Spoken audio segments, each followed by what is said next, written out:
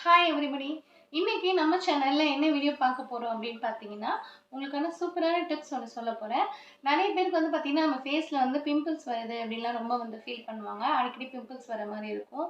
As a female சரி, as a மேலா இருந்தாலும் கண்டிப்பா பிம்பிள்ஸ் வரும். நான் சொல்றதெல்லாம் உங்களோட ஃபுட்ல இருக்கா அப்படின்னு நீங்க பார்த்துக்கோங்க.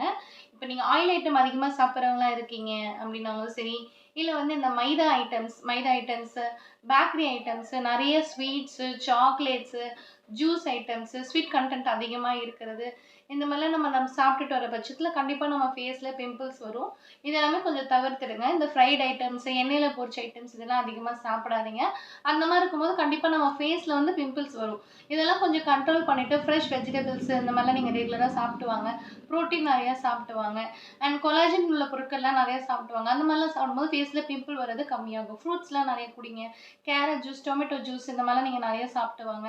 ஸோ அந்த மாதிரிலாம் நீங்க செய்யும்போது கண்டிப்பா உங்க ஃபேஸ் நல்லா க்ளோவிங்காவும் இருக்கும். நல்லா பிரைட்டனிங்காவும் இருக்கும். ஸோ நான் சொன்ன டிப்ஸ கண்டிப்பா ஃபாலோ பண்ணுங்க. உங்களுக்கு ரொம்ப யூஸ்ஃபுல்லா இருக்கும்னு நெனைக்கிறேன். என்னோட சேனலுக்கு சப்ஸ்கிரைப் பண்ணுங்க, ஷேர் பண்ணுங்க, லைக் பண்ணுங்க, சப்போர்ட் பண்ணுங்க please. Thank you so much.